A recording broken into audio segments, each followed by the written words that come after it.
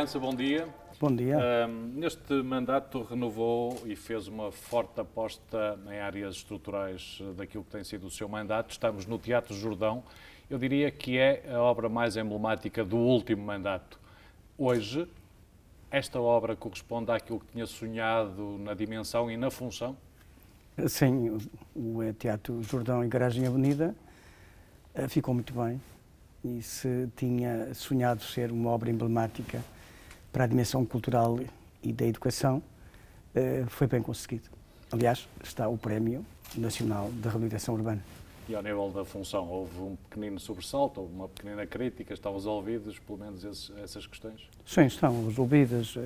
A instalação de uma escola tem sempre a adequação necessária e o tempo necessário para que tudo esteja muito bem sintonizado, muito bem adequado. E é isso que está a acontecer. Esta é uma obra emblemática também ao nível do projeto do Bairro C, e aqui entram com outras dimensões estratégicas do seu plano. A zona de Couros vai mesmo ser classificada como Património Mundial da Unesco, acredita nisso? Estou convicto disso. A candidatura a Património Mundial da Zona de Couros foi muito bem elaborada, correspondente à realidade que temos e à realidade que vamos conseguir no futuro, e está muito bem instruída, foi muito bem aceito pela Unesco Nacional, pelas entidades nacionais, e agora está no Centro de Património Mundial de Paris, e a nossa convicção, não é minha apenas, é das diversas entidades, que a Zona de Couros irá ser classificada como Património Mundial. O que é de importante à cidade, para além da dimensão dessa classificação ao turismo e à dinamização da cidade? É de uma dimensão crítica enorme termos não 19 hectares ou 19,5 hectares e passarmos a ter 40 hectares de zona classificada como património mundial, uma das áreas classificadas do mundo do ponto de vista do edificado, do conjunto, numa cidade das maiores do mundo. Isto tem um impacto enorme de atração, não só no turismo, mas também da ciência, da educação, das empresas, e, obviamente, do crescimento da cidade. E Manas tem respondido bem a essa crescente procura de turismo. Agora, num tempo de retoma, esta nova realidade, aquela que pode ser a nova realidade, reclamaria também outro investimento ao nível das infraestruturas de acolhimento de turismo? Aquela área que me preocupa mais, e eu tenho falado com os diversos interventores, é exatamente a área da hotelaria. É preciso que os hotéis, tenhamos mais hotéis, mais infraestruturas turísticas de acolhimento, e isso também está a ser trabalhado pela iniciativa privada, porque a iniciativa pública, obviamente, não deve intervir. Há alguma perspectiva em carteira, no curto e médio prazo? Há pelo menos mais 2 hotéis. 2 hotéis em Guimarães? 2 hotéis. Qual é a realidade quando? Penso que um deles começará ainda este ano e o outro poderá também acontecer o mesmo, mas o mais tardar no próximo ano. Hotéis de grande dimensão, portanto, dimensão para sempre superiores a 150 camas. Para 150 quartos, como com qualidade? Sim, sim. Neste caso estamos a falar em 5 estrelas, como sabemos estamos a construir a iniciativa privada também a construir junto à Universidade de 3 estrelas, mais para a área de investigadores, de estudantes e de trabalhadores das empresas, e que também corresponde a uma procura muito interessante, aliás, muito importante. Sendo de Couros, subimos à avenida, aqui nasceu Portugal, a Torre da Alfândega, quando é que finalmente vai permitir aos vimaranenses e aos turistas ser visitado? Subindo Couros, temos aí o Parque de Camões também. Foi um projeto e uma obra premiada. Nós às vezes esquecemos isso. O Parque Camões foi classificado o melhor projeto público, o melhor projeto nacional, portanto, considerado um projeto público, né? E, portanto, que se insere, adequa-se. Quando fala muita gente do Parque Camões, as pessoas dizem, quer-me fazer visitar um parque, e assim vai ver que o que vai encontrar é uma obra integrada com coerência num conjunto edificado, um conjunto histórico, e vai ver como é que se faz um parque. E as pessoas dizem, está muito bem, o Presidente tinha razão, isto é um parque que vale a pena ser visitado. E quem nos ouve, visitem o Parque de Camões, não só como parque, mas como uma obra que deve ser replicada pelas cidades. Voltando à questão direta da Torre da Alfândega, onde diz exatamente aqui nasceu Portugal, a obra vai ser reiniciada por estes dias mesmo, por estes dias. E, portanto, conto que a obra fique pronta, enfim, no princípio do próximo ano. Há uma intenção também de pedonalizar o centro histórico, de reconfigurar a ala digamos, superior do Toral e mesmo a Rua de Santo António. Esse é um projeto que deseja concretizar também este mandato ou não? Já tenho o projeto de arquitetura, a proposta é um projeto ainda preliminar, mas que já define exatamente o que é e até quantifica em valor o que temos que fazer, mas precisa das especialidades e do projeto definitivo, que é exatamente colocar ao mesmo nível a cota do passeio com a cota da estrada da Rua Santo António, a Alameda, a parte norte do Toral e a parte norte da Alameda. E o centro histórico vai mesmo ficar sem carros ou não? É exatamente para pedonalizar. É que não é só o centro histórico, essa zona é para ser pedonalizada da zona norte do Toral, que dará uma extensão muito grande, muda completamente o visual do próprio Toral e da Alameda e da Rua de Santo António, e é para pedonalizar exatamente a parte que falta da zona intramuros. Mas consegue aqui comprometer-se com uma data em que os carros deixarão de circular no centro histórico de Guimarães ou não? Mal a obra esteja pronta do Toral e da Rua de Santo António, fechamos ao trânsito automóvel, continuando a dizer que é preciso o acesso prioritário, portanto, das ambulâncias, até de passagem do transporte público, enfim, e de algum transporte público e também do acesso das pessoas prioritariamente, quando há necessidade dessa prioridade, à casa das pessoas. Qual é a perspectiva do avanço dessa obra? Eu espero que durante o ano estamos a falar em 2022, 2023, enfim, 2024 estaremos com isso concluído, pelo menos apontamos para esse prazo. Ainda neste âmbito um bocadinho mais histórico e central, como estamos próximo do 24 de junho, é uma das suas pretensões. Acredita que o 24 de junho vai ter estatuto de feriado antes da celebração dos 900 anos da Batalha de São Mamede ou não? Nós começamos já a constituir a comissão para a celebração dos 900 anos da Batalha de São Mamede, ato fundador de Portugal, que acontece, obviamente, em 24 de junho de 2028. Eu convidei o Sr. Presidente da República numa conversa pessoal, além de formal, do convite formal, estive com ele aqui em Guimarães. O Sr. Presidente da República, pelo menos do ponto de vista, disse-me que sim, que aceitaria que a Presidência da República assumisse esta presidência da Comissão, a par do Sr. Primeiro-Ministro e de outras entidades, porque nós temos que fazer a celebração de 2028, mas a começar já a trabalhar. E isso significa o quê? Há um conjunto de eventos que nós temos que ir promovendo e que culminarão em 2028. Aliás, o Sr. Presidente da República disse, mas eu em 2028 não estou cá. E eu disse, eu também não, como Presidente da Câmara, estaremos cá com certeza, se Deus nos der vida e saúde, mas estaremos cá não como Presidente, eu como Presidente da Câmara e o Sr. como Presidente da República. E, portanto, tem havido ainda ontem recebi uma informação do Presidente da República, da Presidência, exatamente sobre essa questão. Mas essa é uma grande plataforma de importância que pode conduzir a esse desígnio? A ideia é essa, é termos um ponto tão alto da celebração e da comunicação para todo o país, que possamos ver reconhecido este dia, que é justíssimo que seja assim, como o Dia 1 de Portugal e um dia feriado. O objetivo é esse. E também acrescento que nós temos para há um trabalho que eu gostava de fazer para estas comemorações e obviamente fazendo acontecer antes. Nós temos Monte Latito e temos depois na parte litoral que vai ter a universidade e temos um conjunto de terrenos que passando pela Santa Casa da Misericórdia e temos uma área de 2, 3 hectares ou até mais. Está a ser feito o levantamento, que é para unir os jardins da universidade. Aquilo agora não tem jardim, mas tem zona verde, zona, enfim, que não está tratada. Já conversei com o Sr. Reitor, ele concorda, da Universidade de Minho, e unir a parte da lateral da universidade, que é uma extensa zona verde, à zona verde do Monte Latito e do Castelo, e do Paço dos Duques. Portanto, aparece aí, de facto, uma visita não só ao Castelo e ao Paço dos Duques, mas toda a zona verde de circundante da universidade, e aí, enfim, erigirmos uma escultura, que é a escultura da celebração da Batalha de São Mamede. Uma escultura que tem que ser, já falei com a Sra. Diretora Regional da Educação, da Diretora Regional de Cultura Norte, e que estamos a trabalhar em conjunto para que se possa fazer esta encomenda a um artista consagrado e que esse artista consagrado nos faça exatamente a escultura comemorativa da Batalha de São Mamede. Essa ligação passaria próxima do campo de São Mamede? É do campo de São Mamede, é exatamente do campo de São Mamede para a Universidade.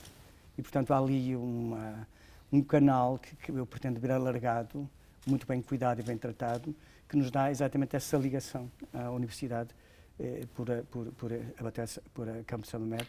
E também permitia uma intervenção no Campo São Mamede. O Campo São Mamede também precisa de uma intervenção cuidada, talvez com legiado, e portanto para que esteja muito mais, enfim, muito mais confortável, atendendo, obviamente, à sua autenticidade histórica. Não é? Só retomando, acredita que poderá haver até lá, 2028, esse reconhecimento nacional da data histórica do feriado municipal vimaranense ou não? Estou a trabalhar com todos, nomeadamente com a senhora, com a Presidência da República, com o Sr. Presidente da República, com o Governo, e obviamente o que temos é que envolver-nos, envolver a sociedade bimaranense toda, em que a sociedade, os bimaranenses acreditem, todos nós queremos, o desejo dos bimaranenses é esse reconhecimento, mas não é suficiente, é preciso trabalharmos todos, todas as entidades, todos os nossos concidadãos, para que isso aconteça envolvendo todo o país.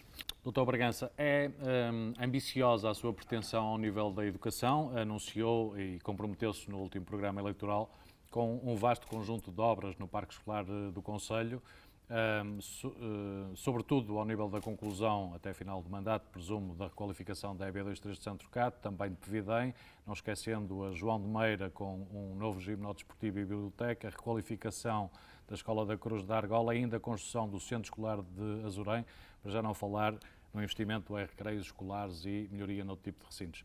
Este pacote inteiro é para concluir até ao final do mandato? A intenção é essa. A intenção é essa. É uma ambição muito grande, porque pressupõe num investimento muito avultado, né? A escola da EB2 de Santo Trocado, que foi exatamente adiado o lançamento da obra, porque o projeto estava para cerca de 500, 600 mil euros e hoje vai na próxima reunião ou na seguinte, estou a preparar que seja na próxima reunião de Câmara, para a próxima reunião de Câmara, o preço base é de 4,4 milhões de euros, penso, 4 milhões e meio, à volta disso. Veja bem a intervenção completa, e claro que há uma atualização de preços, que as coisas, enfim, hoje os preços estão mais altos da construção, mas aqui há um triplicar de obra a fazer. Se somarmos isto tudo, estamos a falar de um volume de quantos milhões? Até ao final estamos a falar só para escolas na ordem dos 20 milhões de euros. E é possível concluir... Com o quadro comunitário, vamos ver, porque o quadro europeu continua a apoiar as escolas e, portanto, nós conseguimos meter... Mas aqui... é justo dizer a estas populações de Pevidém, da João de Meira, da Cruz da Argola, da Azurém, que vão ter melhorias nestes recintos escolares até ao final deste mandato? A Santo Trocado até vai ter, afinal, uma escola nova. Sim, Santo Trocado. Vai ter uma escola nova. Santo Trocado já atrasou, não é? Atrasou, mas foi por boa causa. Sim, não é? okay. Por boa causa. Eu repito isso muitas vezes, porque, enfim, quando se erra, quando se faz por atrasar, ou há negligência, é uma coisa. Quando se quer melhorar e fazer melhor obra, deveria-se, enfim, pelo menos tentar comunicar para ser compreendido, não é? A de Pevidém, nós estamos ainda na fase de estudo do programa funcional, não é? Portanto, está, obviamente, no começo. A outra que é maior também é o Centro Escolar de Azurém, por trás da Universidade. Também estamos aqui na fase da elaboração do programa funcional para o projeto, até porque depende também, e as coisas estão consertadas do terreno, que está consertado com o loteamento nessa área por trás da Universidade, e depois as outras são mais simples, não é? Quando é que a Escola Hotel do IPCA vai ser finalmente inaugurada e entrará em funcionamento? Quem me dera que já estivesse em construção a Escola Hotel, porque a obra está com concurso, está mesmo, afinal, a terminar o prazo, e eu, francamente, espero que haja concorrentes e que apareça, portanto, estamos de dias a dias, não é? De abrirem as propostas, quando digo abrir, porque é digital, é uma forma de o dizer agora também, e, portanto, espero que haja concorrentes para esta obra. Este contexto pandémico, pós-pandémico, tem criado dificuldades também a esse tipo de gestão, a esse tipo de administração e a celeridade deste tipo de processos? Uma obra de 10,5, 11 milhões de euros, corre o risco de ficar deserta. Este concurso ficar deserto.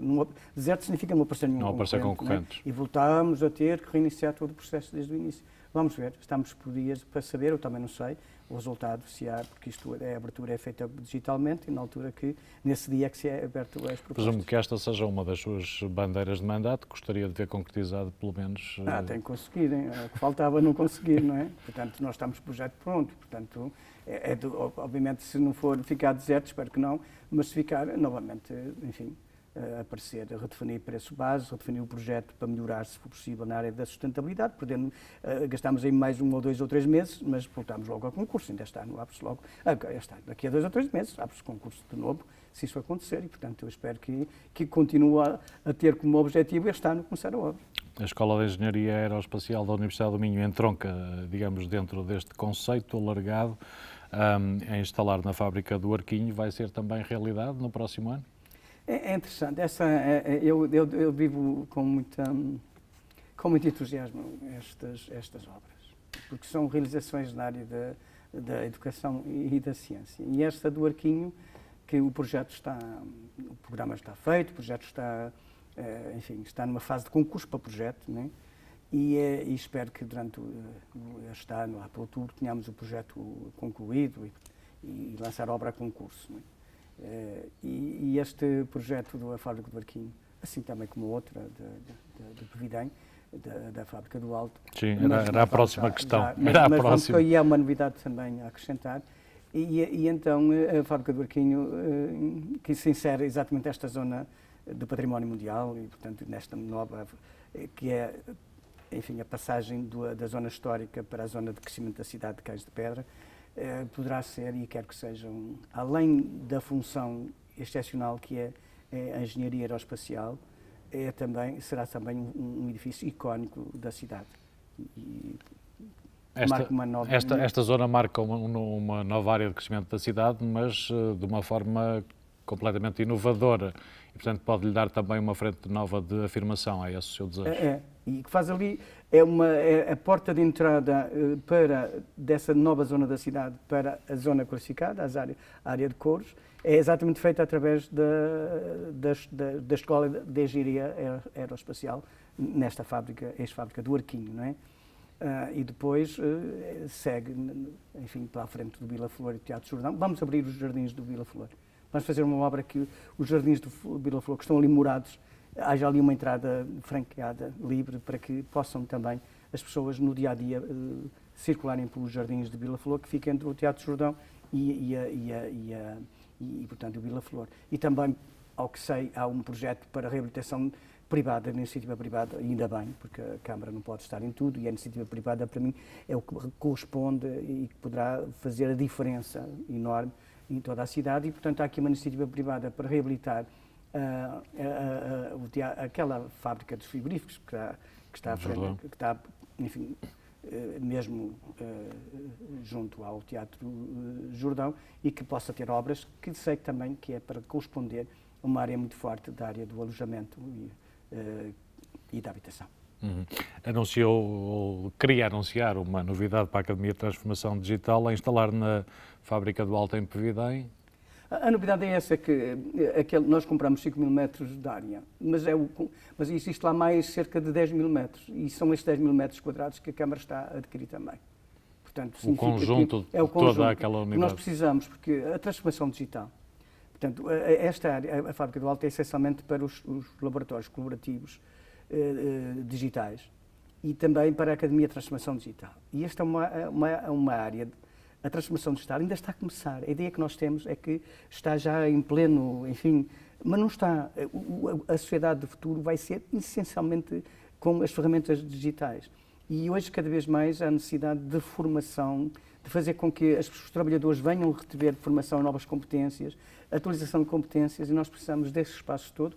E também integramos aí um espaço cultural, que é integrar essencialmente aquelas associações, a Associação Sol Miral de Pevidém, do teatro. Aí só para fechar, digamos... A cultura dá bem com a ciência. A fechar casa bem com a ciência, este anel de investimento cultural, científico, tecnológico, quando é que finalmente vai ser inaugurado o edifício Cidade de Guimarães para os biomateriais e medicina regenerativa no Parque? E já agora, quando é que prevê que o supercomputador possa entrar em funcionamento? Também uma nota, o facto de estarmos a adquirir mais a parte da fábrica do Alto, mas já estamos com o projeto da primeira fase. Portanto, vai ser por 2 fases. A primeira fase que temos 5.000 metros e depois avançamos com o projeto da fase seguinte.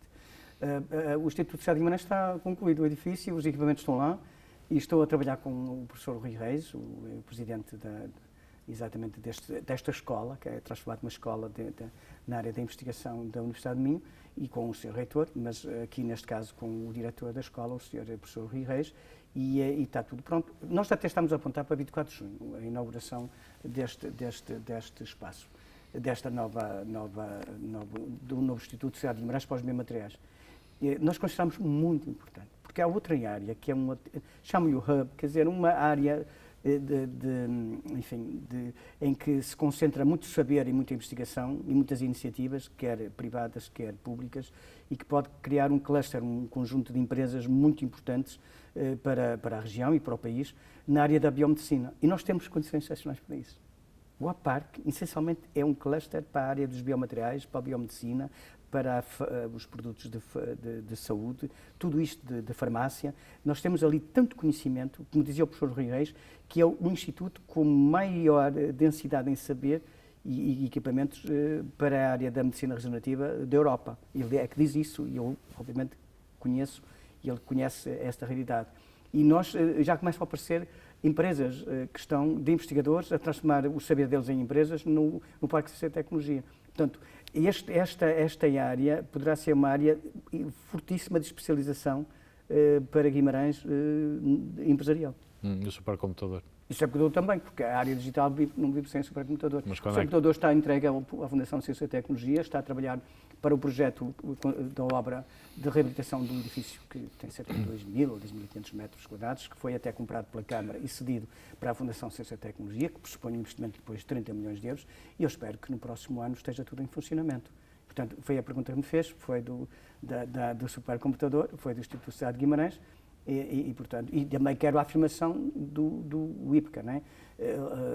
Do Instituto. Também tem ali um polo muito grande, tem cerca de 400 alunos. Nós esquecemos que o IPCA tem cerca de 400 alunos nos cursos de média e curta duração. E também o edifício que foi do Spin Park foi adquirido por uma empresa e que disse-me agora, esteve comigo, na área que era laboratórios privados na área da saúde, portanto, uma iniciativa laboratorial na área de saúde, que me diz que quer fazer um convite conjunto às entidades e que reabrirá, está agora em obras de melhoria, de beneficiação, e que em julho, no início de julho, vai iniciar a sua atividade. Falamos de um conjunto vasto e alargado de investimentos na área da educação e da ciência e tecnologia. A grande questão é: as necessidades do tecido empresarial de Guimarães estão a beneficiar como deviam de todos estes investimentos? A atividade, disse-me, peço desculpa. Industrial. É sim, nós temos um setor industrial fortíssimo. Nós, se compararmos com há 20 anos atrás, o nosso volume de exportações triplicou, portanto, assim, grosso modo também, não é? Agora, e temos um têxtil, um calçado e metalomecânica com muita força. Precisamos, e quando digo metalomecânica, basta olhar para a Antral Alfa, para a Petrotec, para os Júlio Jordão, várias empresas que elaboram nesta área. E se quiser para a embalagem, às vezes esquecemos, nós temos 2 das maiores empresas nacionais, enfim, de média e grande dimensão, com muita força, como é a Sebastião Martins, como é a Genebres. Às vezes esquecemos estas áreas, além do têxtil e do calçado, que obviamente o têxtil e o calçado que hoje temos é muito forte, e que o têxtil e o calçado hoje tem, obviamente, isto é importante eu dizer, que é a primeira, quando eu vou visitar uma empresa têxtil e de calçado, antes, há 6 ou 7 anos, os nossos empresários mostravam-me a área administrativa, a área do comércio internacional. Agora mostram-me o centro de engenharia. Quer dizer, está tudo em transformação, com engenheiros digitais, informáticos, de inteligência artificial, de acordo com... mostram-me exatamente esse centro de engenharia. Portanto, nós estamos a absorver obviamente, engenheiros da nossa Escola de Engenharia e de outras, é óbvio, para o futuro das nossas empresas. Isto está a acontecer, o têxtil, portanto, é uma indústria de futuro excepcional. Sim, pois é. Portanto, já hoje ninguém discute isso. Agora, precisamos, e isto está a acontecer também, no outro dia eu olhava para as estatísticas, nós já temos uma empresa no top 10 do Conselho na área das comunicações e digitais. Que nem se dá por ela, eu agora esqueço-me o nome, se não o referia, e estamos nisto, quer dizer, nem dando conta que está a acontecer. Agora, precisamos maior diversificação, mas ela resulta e tem que resultar exatamente do que temos. Se nós temos uma escola de engenharia excepcional, temos um IPCA a formar gente, muitos especialistas nestas áreas novas, da engenharia, das telecomunicações, das comunicações, da área digital, tudo, da inteligência artificial, da ciência dos dados, tudo bem. E então, essa juventude toda formada, se tiver aqui iniciativas e investimento privado das nossas empresas para esses setores, está tudo bem, porque o talento aqui é fixado. A grande questão, a grande crítica é que lhe dizem é que Guimarães não tem sabido conquistar exatamente para o território investimentos e novas indústrias de forma a aumentar, digamos, esta oferta de emprego e também melhores remunerações. Está tudo a acontecer, mesmo as melhores remunerações. Quando o têxtil evolui em qualidade, o calçado evolui em qualidade excepcional, a metalomecânica, enfim, até a agricultura, tudo isto está a acontecer. E, portanto, paga melhores remunerações, até por concorrência. E também estão a aparecer outras empresas nas áreas digitais, nas áreas da engenharia, enfim, está tudo a acontecer. Mas acha que é injusta essa crítica de que Guimarães não tem sabido conquistar novas indústrias, novos investimentos industriais significativos para o território? Não, aqui, é assim, se nós formos ver bem, a Câmara tem que criar e tem criado condições de contexto, que é exatamente a ciência, a educação, a cultura, enfim, tudo isso é que faz com que os talentos e a mão de obra qualificada apareça e, obviamente, os empresários aproveitam disso e fazem os seus investimentos. Isto está a acontecer. Eu disse assim, nós estamos a passar que se dissesse assim, há fábricas abandonadas, parques industriais abandonados, nada, agora está tudo... Há parques industriais a pedir reformulação, reestruturação e também já anunciou também a necessidade da criação de um novo parque. Exatamente, é isso que estamos a trabalhar. E portanto, estamos a trabalhar no aumento dos parques existentes, porque eles estão a ficar lotados, e novos parques industriais. E também eu tenho pedido e feito essa apresentação, é que nós também precisamos de parques também urbanos, quer dizer, o que é que significa estes parques de acolhimento urbano?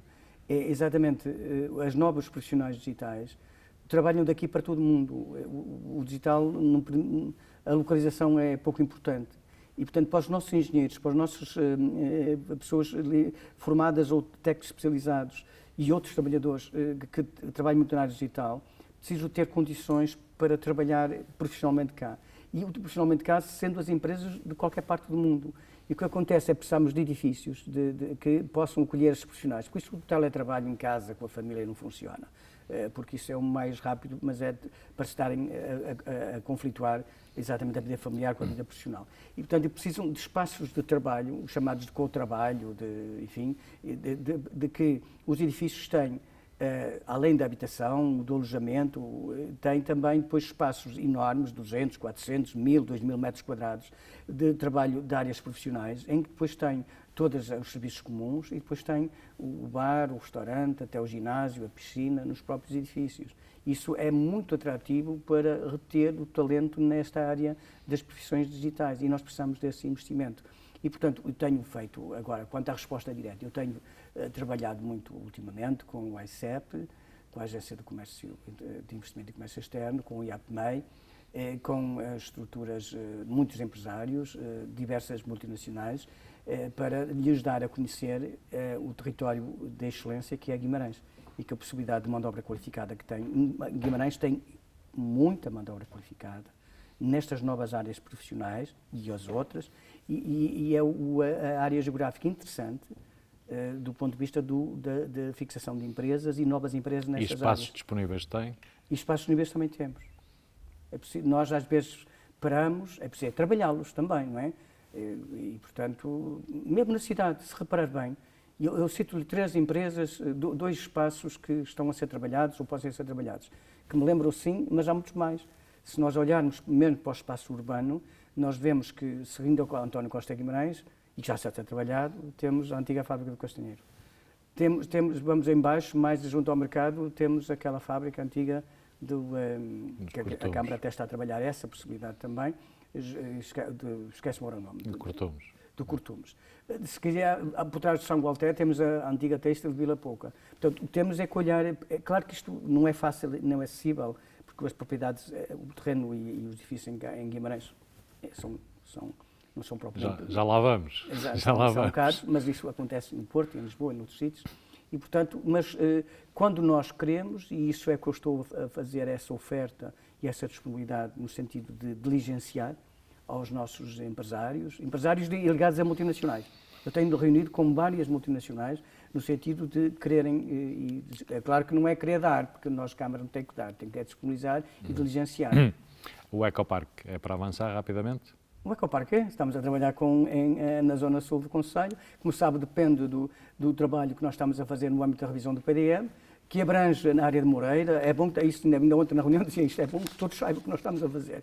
É a zona de Moreira de Cones, portanto, Conde, Gandarela, Guardizela, Cesedelo, Lordelo. É uma área enorme que nós não vamos anular zonas ecológicas de excelência, e, portanto, não anulamos zonas ecológicas.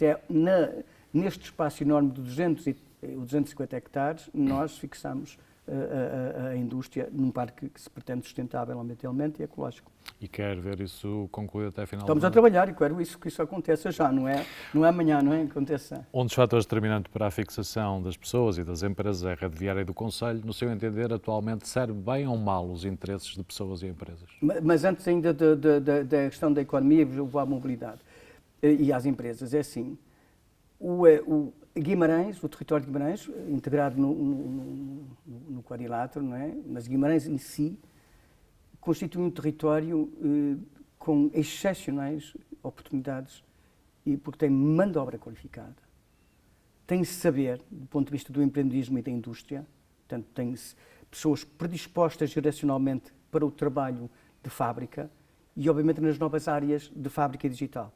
E Guimarães é exatamente um dos sítios do país, uma das cidades do país, um território do país mais atrativo para o investimento empresarial. Rede viária. E eu digo isto não é só para coisa, é exatamente assim, porque quem tem as escolas que tem de engenharia aqui em Guimarães, quer da Escola de Engenharia, a Escola de Engenharia da Universidade de Minho está cá em Guimarães. O IPCA nas áreas técnicas está cá em Guimarães. E, portanto, significa, e com a rede de educação que nós estamos a ter, nós temos mão de obra qualificada, e isso é a mão de obra que faz a diferença das empresas. Não é? Sim, mas a mão de obra é móvel, Dr. Bragança. Tanto Sim, se fixa aqui como sai daqui, não é? Rede viária. E nós temos essa fixação, queremos é mais. O que nós estamos aqui é criar patamares mais elevados, e está tudo bem. Rede viária do Concelho serve bem ou mal os interesses das pessoas e das empresas? É sim, a nossa rede viária, se nós compararmos com outros, eu que tenho da mesma escala, porque nós às vezes precisamos de sair de Guimarães para perceber o que é que se passa nas outras cidades da dimensão de Guimarães. E quando olhamos para as cidades da dimensão de Guimarães, nós vemos que Guimarães está bem. Agora, para mim está bem? Não, nós temos muita coisa a melhorar. Mas é só para ver, quando nos comparamos, as coisas não estão como às vezes nos querem dizer. Uma cidade calma, suave, tem horas de ponta, como tem que ter. Portanto, tudo bem. Agora, há muito a fazer na mobilidade. E é uma das obras que nós temos já em curso para fazer, ou melhor, que estamos na aquisição dos terrenos, é esta obra de ligação ao Parque Ciência e Tecnologia. Se eu estou a promover o Parque Ciência e Tecnologia como um hub, um sítio excepcional para a área da biomedicina e dos biomateriais, nós temos que ter um bom acesso à autoestrada. Mas nós também temos que fazer um bom acesso à zona norte onde as pessoas vivem, onde uma área geográfica de muita gente. E, portanto, significa o quê? Que esta via do Parque, que tem via ciclável, via pedonal, tudo isso, com ligação à autoestrada e à cidade, esta obra corresponde ou soluciona a mobilidade da zona norte do Concelho, incluindo a Vila de Ponte e a Vila das Taipas, e que permite que a 101, chamada reta de Toriz, esta coisa toda, se transforme numa avenida urbana, porque tem a chamado zona de bypass, né? De desvio do trânsito da zona onde as pessoas habitam. E tem saídas, obviamente, em Saltiço Parzins, em Salteufénia, em Barco, tudo isso. Portanto, nós estamos a trabalhar isso. E há outra mobilidade que nós estamos a trabalhar, que é essa também, que é a mobilidade que pode corresponder ao maior uso da via ferroviária existente de Guimarães a Lordelo, o que significa, portanto, a Lousada, né? A Lousado, melhor dito. Portanto, é assim, que é para, e já estamos reabilitando apiadeiros, situando apiadeiros num sítio diferente, em estações. É um trabalho com algum longo curso. Porquê? Porque a negociação com as infraestruturas, quer ferroviárias, quer rodoviárias, e com a CP, que gera o serviço de transporte ferroviário, não é fácil. E, portanto, tudo isto leva tempo. Portanto, também estamos a trabalhar esta área da zona sul do Concelho para melhor corresponder. E estamos com um projeto com as infraestruturas para corresponder com IFA Malicão para a reabilitação da 206. Portanto, e temos algumas zonas que nós sabemos que constituem estrangulamentos da cidade e que têm negociações uma delas é o famoso nó de Silvares. É para desatar quando? Olha, sabe, o famoso nó de Silvares é interessante porque a 206, a que vem da Pisca, não é usada, é uma estrada que nós lá temos, que vem da Pisca, de Creixemil. E se olhar, quando estiver na variante de Creixemil, para acesso mas ninguém usa, mas tudo bem, e não vou contra isso. Mais interior, menos conhecida, se calhar. Sim, nós estamos habituados a vir para a variante. Eu também vou, quando dou por ela, digo assim, devia ter. Sim, mas a variante devia escoar melhor esse tráfego. O nó de Silvares é claramente um problema. Mas vamos aqui também afirmar alguma coisa de certo. O desnivelamento da rotunda de Silvares cumpriu o objetivo do acesso à autoestrada. Mas muito bem conseguido. Essa é uma treta que tentam dizer que aquilo está mal feito, mas não pega, porque quem passa lá de entrada e saída da autoestrada diz está aqui uma obra excepcional e que agora, de facto, entrar na cidade ou sair da cidade é uma maravilha. Agora, o acesso é assim, nesta conservação, nós podemos melhorar sempre, e eu aceito que nós deveríamos ter conseguido melhor o trânsito local, de acesso a Silvares, portanto, e a Brito. E também há a 206, não é? Sim, a 206, na ligação 206. E então o que é que vai acontecer? Nesta reabilitação de conservação da estrada que vai acontecer agora, no final de maio, de repavimentação da variante de Creixemil, vai haver ali uma acomodação para quem tenha maior visibilidade. Portanto, há ali um corte, portanto, aquele murete para que os automobilistas, quando chegam à rotunda, tenham maior visibilidade. Essa crítica está bem feita. Essa, por exemplo, está muito bem feita. É uma crítica que eu assumi que no projeto devia ter visto isso. Criam ali uma barreira visual que atrasa a entrada na rotunda. Portanto, essa irá, com certeza, agora ser corrigida. Pelo menos é esse o acordo que tenho com as infraestruturas de Portugal, que nesta altura da conservação... Mas também se torna necessária a duplicação de via, não é? Porque senão continua a funilar. Claro. Continua o efeito funil, não é? Sim, mas essa tem outro projeto que está a ser negociado, aliás, para a semana vou às infraestruturas exatamente também para estabilizar esse projeto, que é um projeto da variante de Creixemil, ali um bocadinho antes do viaduto, portanto, da passagem superior da autoestrada, onde estamos em baixo, portanto, ali na zona de Carreira, mas antes, um bocadinho no sentido de quem vem, quando digo antes, quem vem de Guimarães, antes da entrada da rotunda de Silvares, irá haver uma passagem para a 206, que é mais complicada. E esse reperfilamento da 206 está para avançar em breve ou não? Tendo em conta que Guimarães e Famalicão também querem uma ciclovia associada. Esta é a exigência que nós estamos a fazer, quer eu e quer o colega de Famalicão, e já com o anterior Presidente da Câmara de Famalicão também vem desse tempo. Nós queremos que a requalificação desta estrada inclua uma ciclovia e, no caso de Guimarães, uma requalificação da centralidade de Ronfe, com rotunda ali junto ao Parque Desportivo e a requalificação da centralidade. Se não fosse isso, a repavimentação já estava feita, não é? Nós queremos aproveitar exatamente essa obra das infraestruturas, em que nós pagamos o aditamento ao projeto, nós, as duas câmaras de Famalicão e Guimarães, e inclui essa ciclovia e a parte urbana das vilas, caso de Ronfe, mas também tem a parte de Famalicão, sejam, enfim, também incluídas. E é isso que está a atrasar, mas isso também está para breve. Para breve, como digo, quando as infraestruturas não concordam muito com essa ciclovia ao longo da estrada, porque quer é a fluidez do trânsito, não é? E, portanto, há aqui algo que ainda não está bem resolvido. Mas, pelo menos a centralidade de Ronfe, eu quero que isso aconteça. Prometeu melhorar também a saída para Vizela, eventualmente até construindo ou reconfigurando ali uma nova rotunda. Como é que está esse processo? A saída para Vizela, eu tenho estado a conversar um bocadinho com o colega de Vizela, enfim, ainda está muito pouco desenvolvido. Está pouco desenvolvido. É um trabalho que nós temos de fazer em conjunto, mas está pouco desenvolvido. A criação... Há uma questão que é importante, é o desdobramento da chamada rotunda do Salgueiral. O projeto está pronto, o projeto da Câmara, proposta às infraestruturas, porque as infraestruturas têm que o aprovar, de desnivelamento, porque ali há uma zona muito crítica, porque há muita construção também na zona de Salgueiral, tende a agravar esta zona da rodovia e, portanto, este desnivelamento temos que o fazer. E isto é uma obra importante, é para fazer. E há outra, a entrada para o hospital, pela variante, nem que seja para veículos prioritários. Essa nova ligação ao Hospital Senhora de Oliveira, a partir da circular urbana, não prova que esta obra de ordenamento urbanístico nunca foi bem feita em Guimarães? Esta obra é uma obra, a obra da circular urbana é uma obra que, no tempo, e ao tempo que demorou e que estamos hoje, corresponde, é uma que, enfim, que distribui bem o trânsito pela cidade e, obviamente, depois.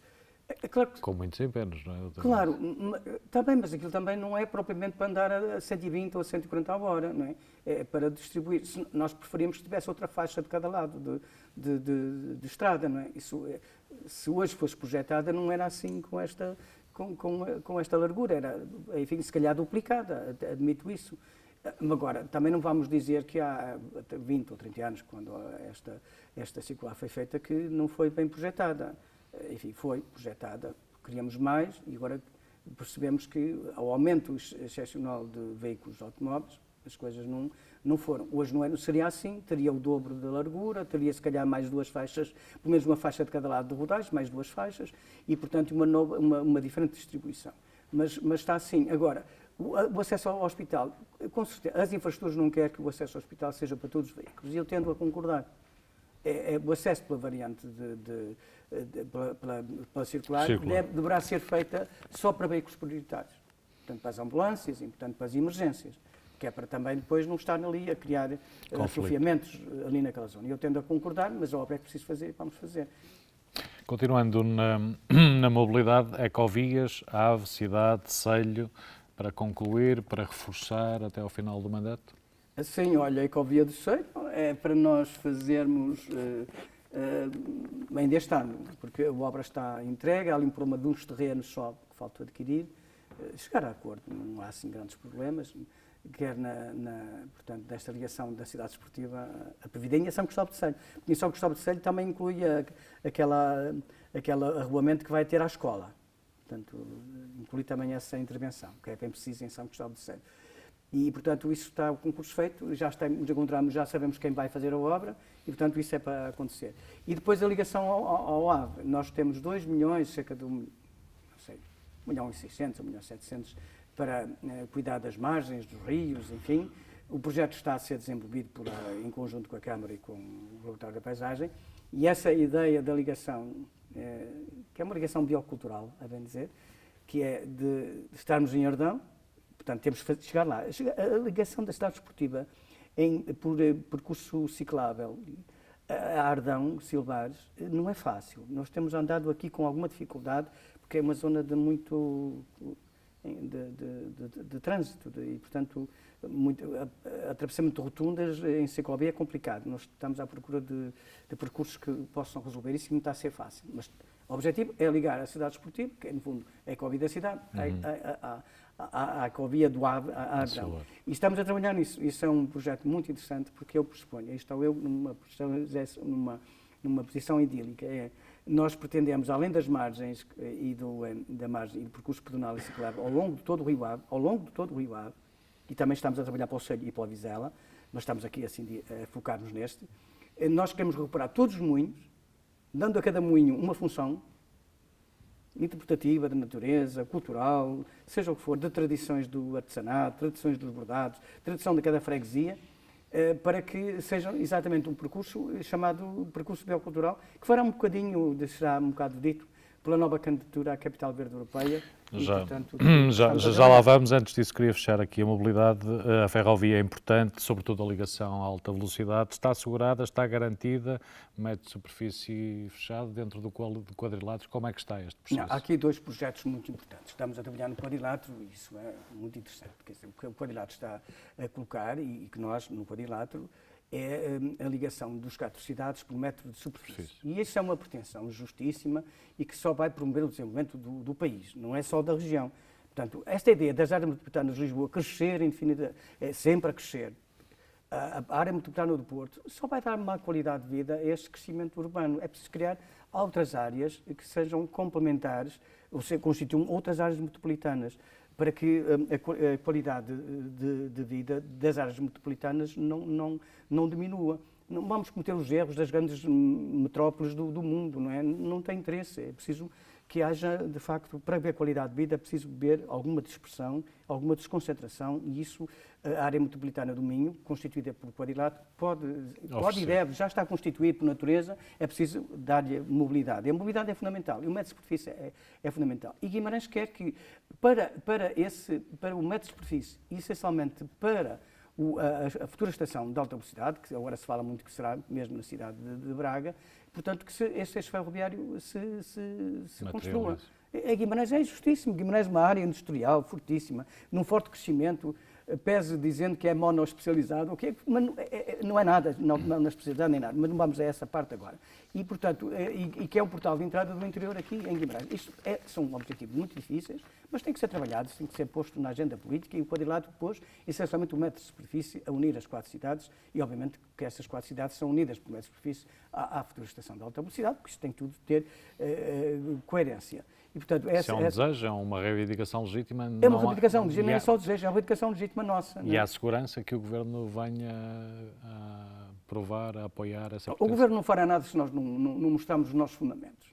Portanto, se nós não mostrarmos fundamentos daquilo que estamos a reivindicar e fazer com consistência e insistência, não acontece. Nós temos que fazer acontecer.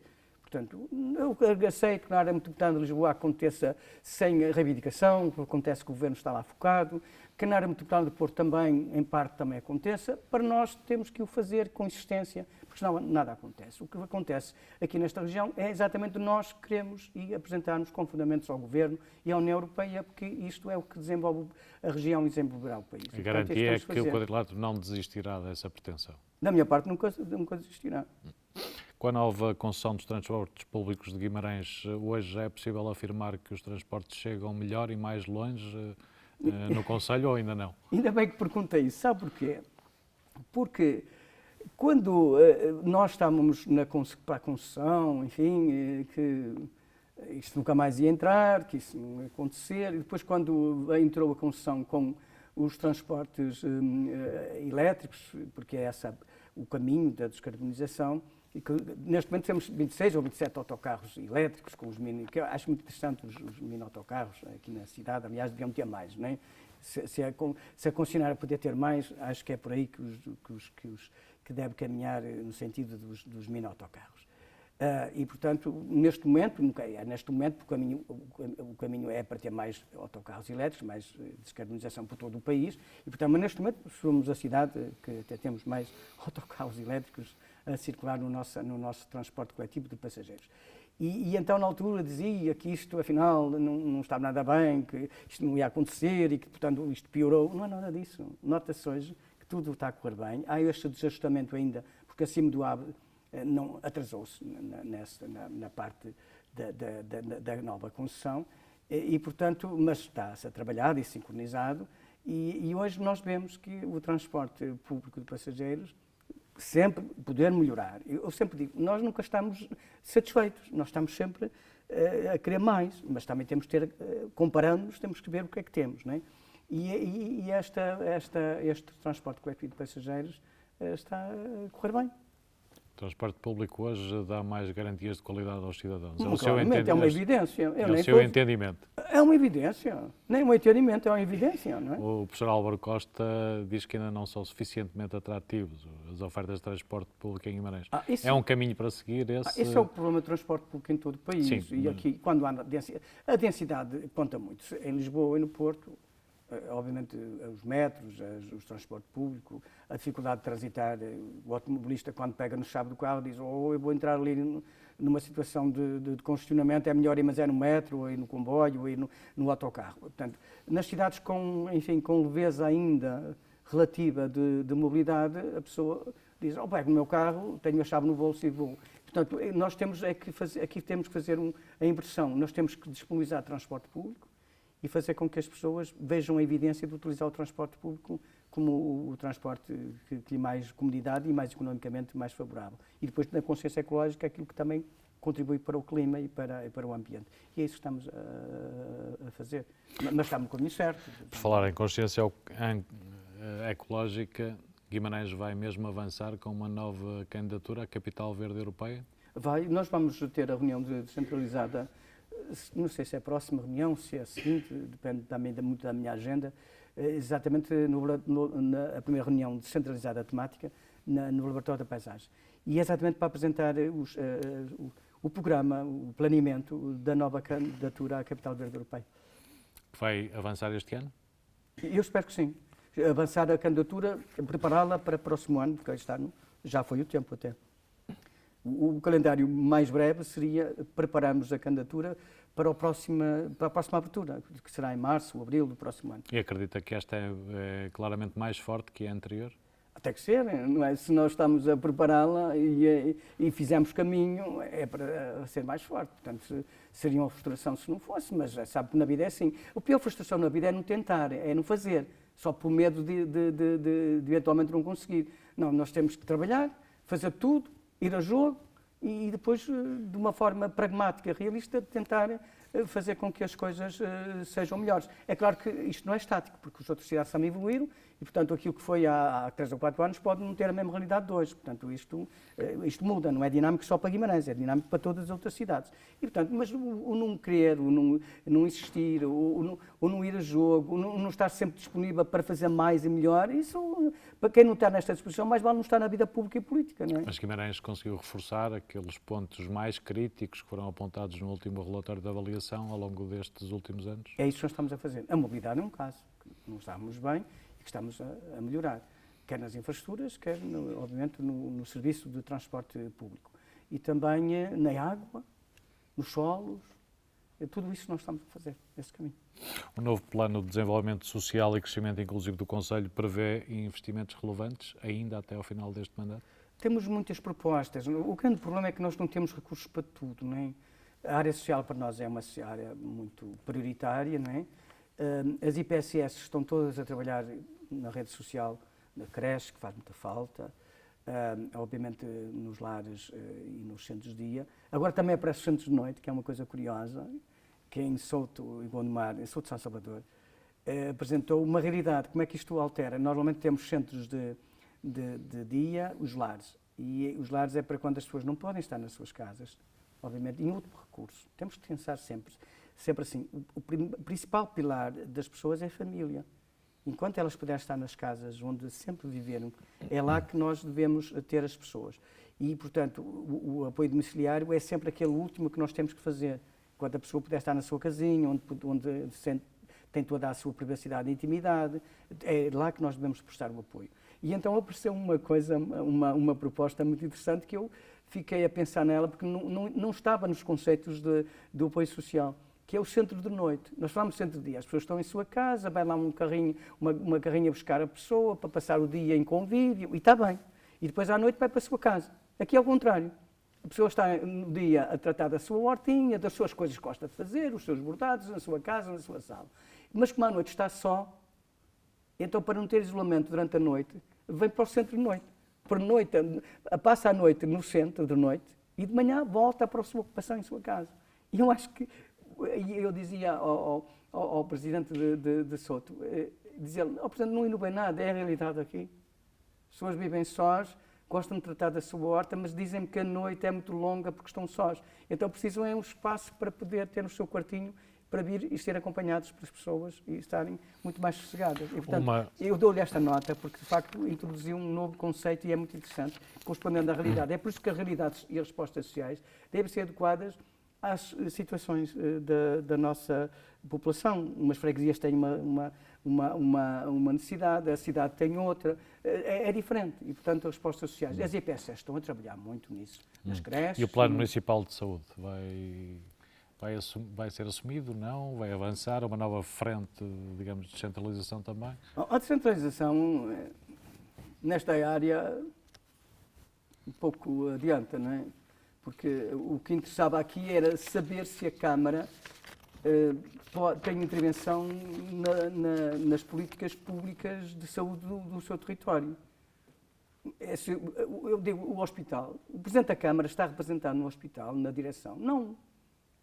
Na administração? Não.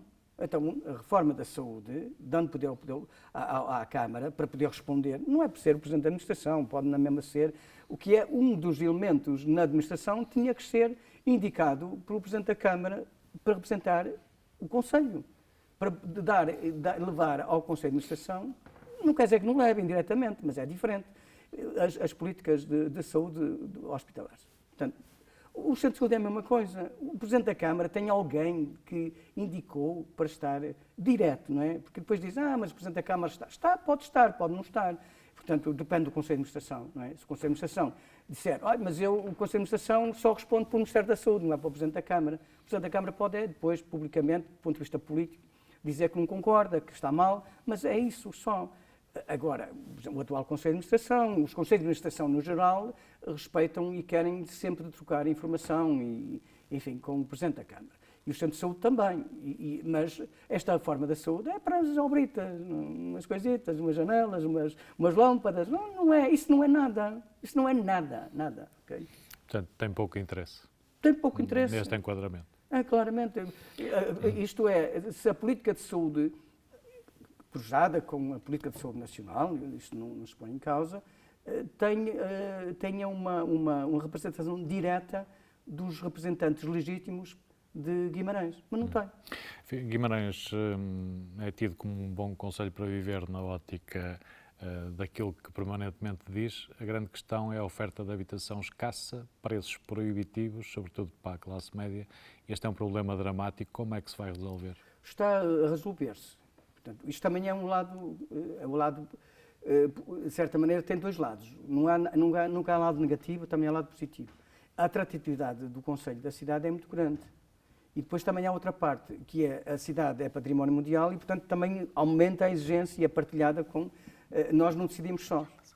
E, portanto, também isso. Portanto, quer dizer que a procura enorme de habitação em Guimarães também tem feito disparar o preço. Mas, neste momento, há 3 ou 4 mil licenciamentos, em 2 mil aprovados, 3 mil ou 4 mil em curso.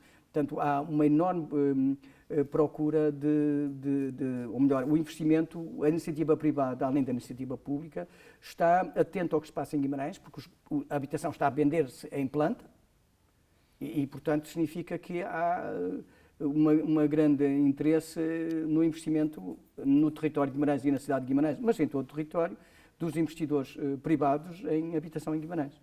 E a Câmara acompanha no licenciamento, acompanha, obviamente, num conjunto de contextos que tem que acompanhar.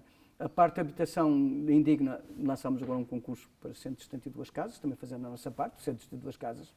Obviamente, precisamos, se me perguntar, nós precisamos de 172 casas, não, precisamos para 2 ou 3 mil, mas as questões têm que ser, se estas já custam 22 milhões de euros, agora veja se duplicarmos ou triplicarmos esse valor. Mas estamos a fazer a parte pública. Depois há outras situações de contexto que nós temos que o fazer. A questão que se coloca em Guimarães é exatamente esta, é a construção a preços, a construção a custos moderados para ter preços moderados. E eu respondo que há uma parte que é respondida pelo aumento de oferta de habitação. Os investimentos, obviamente, se houver mais casas para vender, mais frações para vender, faz baixar, acomodar o preço. E a outra é as iniciativas municipais no sentido de disponibilizar mais solos através do PDM. Isto acontece para a habitação e acontece para a indústria, que anda a par.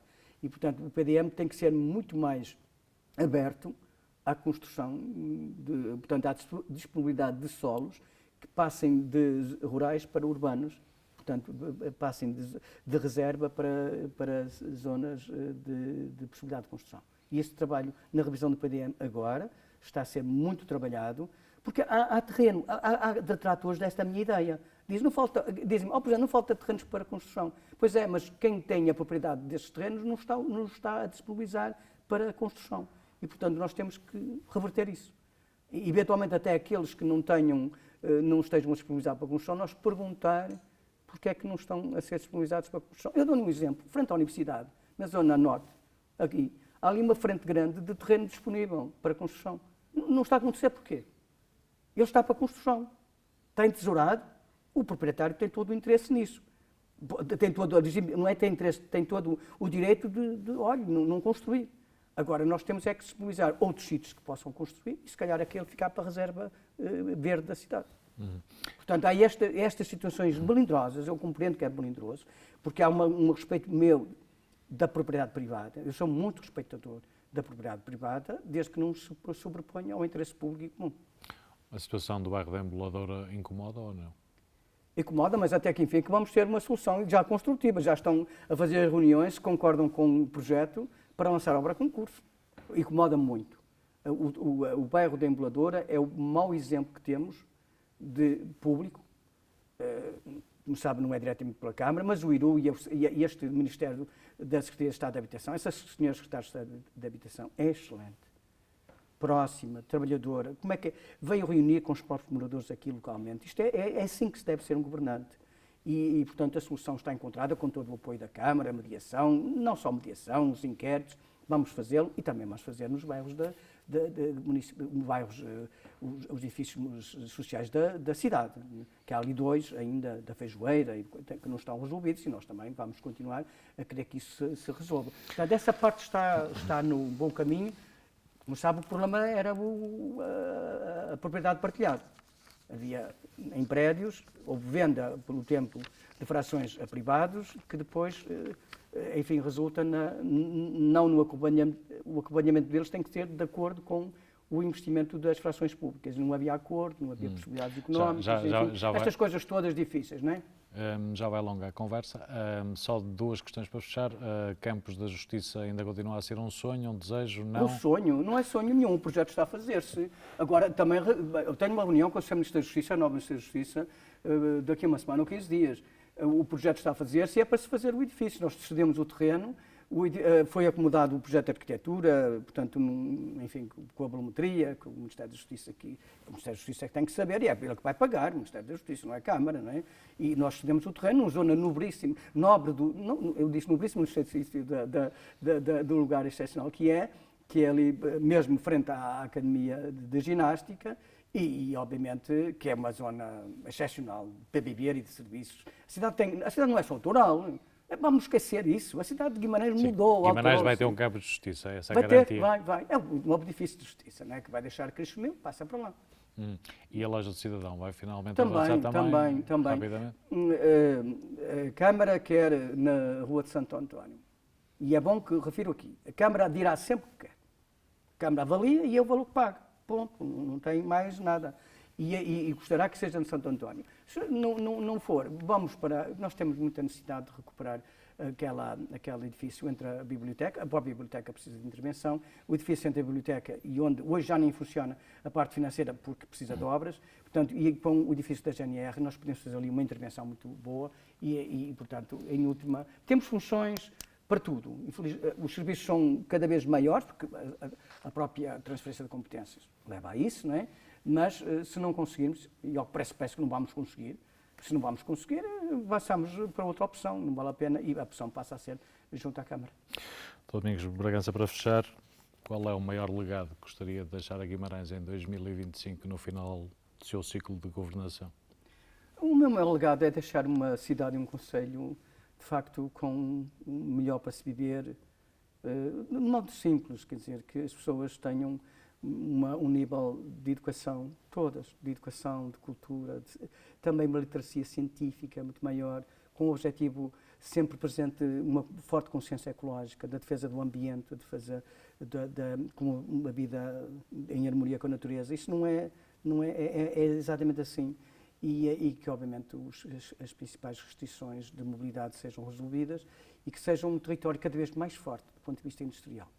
Esse também queria que deixar industrial e que, do ponto de vista do crescimento da cidade. A cidade, eu não sou propriamente que cresça por crescer, mesmo do ponto de vista da população. O que importa é que se cresça com qualidade, com índices de qualidade de vida excepcionais e a cidade de Guimarães e o seu território sejam cada vez mais referência, não é só nacional, europeu e mundialmente reconhecida como uma cidade excepcional. E esse reconhecimento até está a ser feito.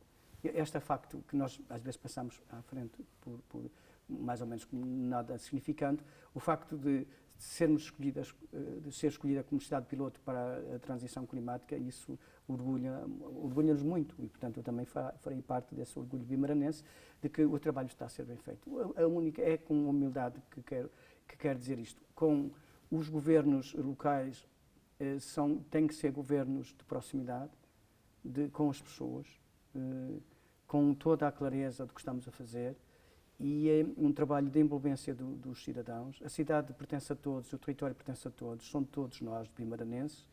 Fazer a melhor articulação com os vizinhos, na articulação regional, e contribuímos para o todo nacional, mas temos essencialmente uma referência a nível patrimonial, a nível da cultura, a nível da ciência, a nível da educação. Eu devo tudo o que sou, obviamente, aos meus pais, mas tenho a par, ou logo a seguir, devo à educação que recebi, à capacidade de adquirir conhecimento e, se possível, novo conhecimento. E esse desafio penso que vai ser conseguido, nunca está completo, mas é exatamente aquilo que eu fiz, o ideal da minha vida, adquirir conhecimento e viver em harmonia com a natureza e ter uma relação de proximidade com todas as pessoas, independentemente da sua situação económica ou financeira, todas as pessoas, para mim, merecem o maior respeito e a maior dignidade. E é isso que levei e que trouxe para a política e quero que isso seja cada vez mais forte e mais densificado. Muito obrigado. Obrigado.